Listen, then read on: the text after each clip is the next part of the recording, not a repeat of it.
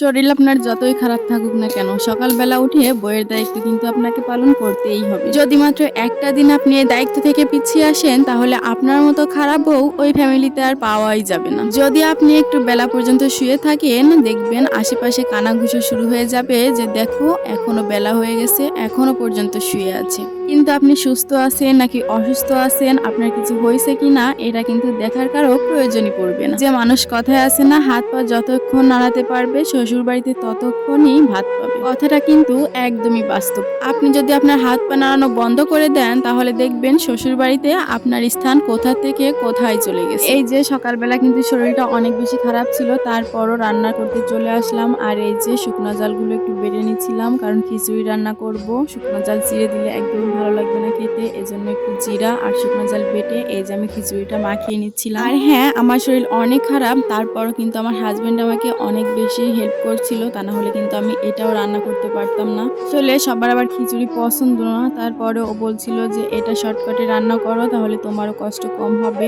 অল্প টাইমে রান্নাটাও হয়ে যাবে। তো এই যে ঘরে বুটের ডাল ছিল, তাই দিয়ে হাতে মাখিয়ে যে আমি খিচুড়িটা রান্না করছি। খিচুড়িটা এত কষ্ট সহ্য করেও বসে বসে রান্না করছি, তারপরেও অনেকে নাকি মুখে তুলতে পারছে না, তাদের নাকি রুচিতে পাচ্ছে, খেতে পারছে না, গিলতে পারছে না। তো কি করা বলেন, দুমুঠো ভাত কিন্তু অন্য কেউ এসে তাদের সামনে দিয়ে যায় না, আমাকেই কিন্তু কষ্ট করে দিতে হয়। তারপরও দেখেন নানান লোকের নানান কথাও শুনতে হয়। তো আলহামদুলিল্লাহ অনেক ভাগ্য করে একটা ভালো স্বামী পাইছি, যার কারণে সংসারটাতে টিকে গেলাম, তা না হলে আমার কপালে যে কি ছিল আমি নিজেও জানি না। আর এই কারণে কিন্তু তাকেও এই ফ্যামিলিতে অনেক অনেক কথার সম্মুখীন হতে হয়। তো এই যে দেখুন কথা বলতে বলতে আমার সিটিও দিয়ে দিছে, আর আমি এই যে ভাতগুলো বেড়ে নিচ্ছিলাম, কারণ হাজবেন্ড ডিউটিতে যাবে, এই জন্য তাড়াতাড়ি করে রান্না করছিলাম। আমি এটাতে অনেক হ্যাপি যে আমার স্বামীর মুখে আমি যদি 3 বেলা পান্তা ভাতও দিই হাসি মুখে, তবে সেটা কিন্তু সে অনেক অনায়াসে অনেক আরামে হাসি মুখেই খেয়ে নেয়। আমাকে কষ্ট না দিয়ে যে কাজগুলো করা যায়, সে কিন্তু সেই কাজগুলোই যথাসম্ভব করার চেষ্টা করে। যাই হোক, এই যে তাকে ভাত দিয়ে দিচ্ছিলাম, আর সে খেয়ে তো বলছিল যে সেই মজা হয়েছে খাবারটা। আর এই যে হাঁটতে হাঁটতে বাইরের দিকে এসে দেখি হাঁসগুলো এখানে বসে অনেক ডাকাডাকি করছে, আর আমাকে দেখে তো সবাই আমার দিকেই ছুটে আসছে। ওদের অনেক বেশি ক্ষুধা লেগে গেছিল, যার কারণে ওরা এগুলোই করছিল।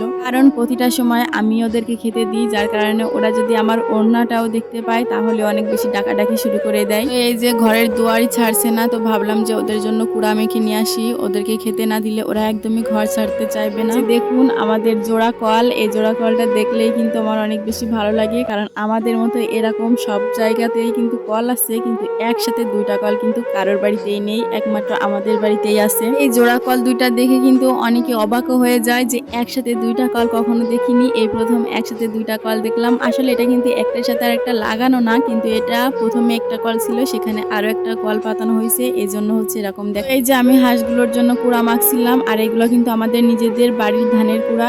এই কুড়াগুলো কিন্তু অনেক বেশি পুষ্টিকর, থেকে এর 1 কেজি কুড়া কিনতে গেলে 25 থেকে 30 টাকা লাগে, কিন্তু যেহেতু আমাদের বাড়িতে আছে, এজন্য কিন্তু আমাদের হাঁসকে কখনো কুড়া কিনে খাওয়ানো লাগে না, আমাদের নিজেদের ধানের অনেক চালের গুঁড়া হয়। বলতে বলতে ভিডিওটা অনেক বেশি বড় হয়ে যাচ্ছে, আজকের মতো এই পর্যন্ত। আবারও নেক্সট ভিডিও নিয়ে আপনাদের মাঝে চলে আসবো, সেই পর্যন্ত সবাই ভালো থাকবেন, সুস্থ থাকবেন। আল্লাহ হাফেজ সবাইকে।